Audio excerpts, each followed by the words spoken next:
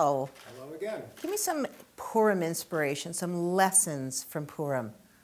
I mean, I know we could talk about this for months. In my classes, I talk about it every day for like weeks before.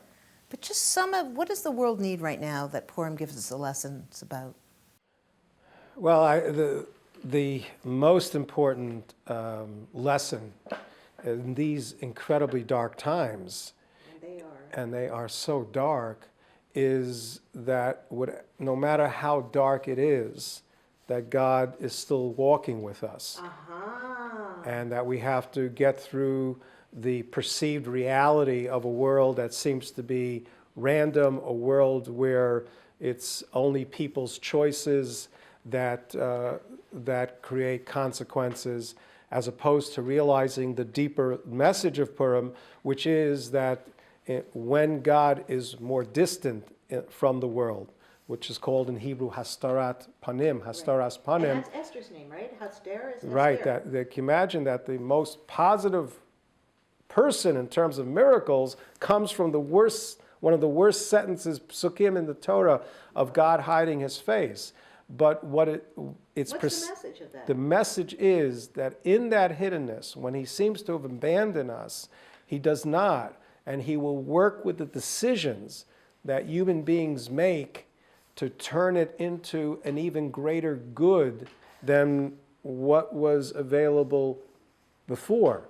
So, for instance, all of Haman's decisions, which is meant to destroy the Jewish people, God takes those very decisions and uses it to create a greater good for the Jewish people than what had been there previously. But we don't have permission to not do our due diligence during the process. If we choose to accept that there is divine supervision and that even when you can't see it, that God is agitating behind the scenes and sort of moving the things around, that doesn't preclude that we have to do our work, right? Because 100%. Some people are passive in the face of that. Yeah.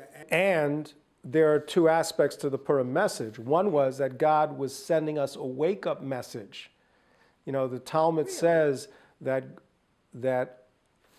Achashverosh is taking off the ring to give to Haman, to allow him to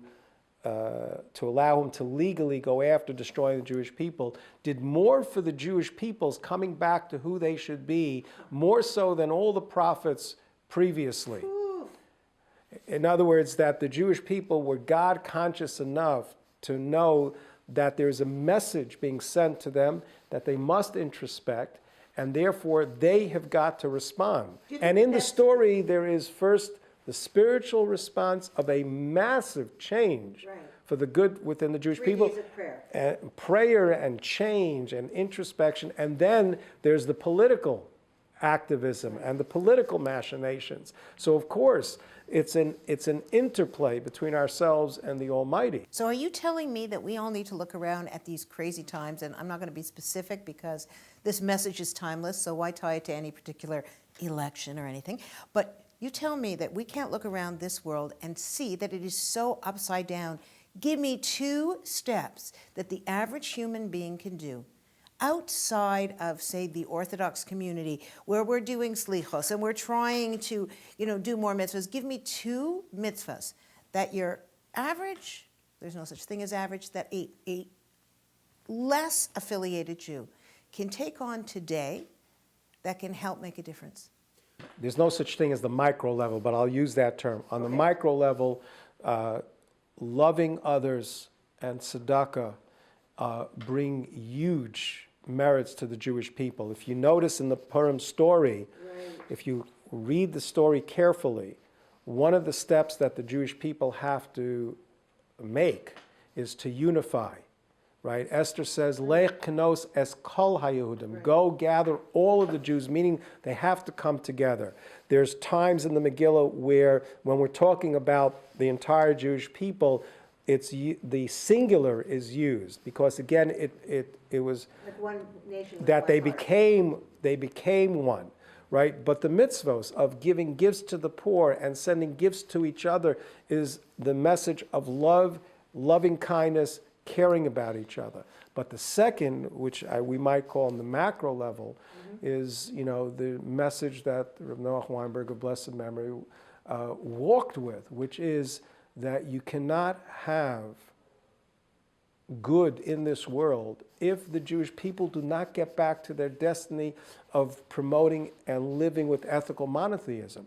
So Jews, whatever their affiliation, is to care about bringing Jews back to that destiny of realizing that they have a role to play in the moral betterment and the spiritual betterment of the entire world.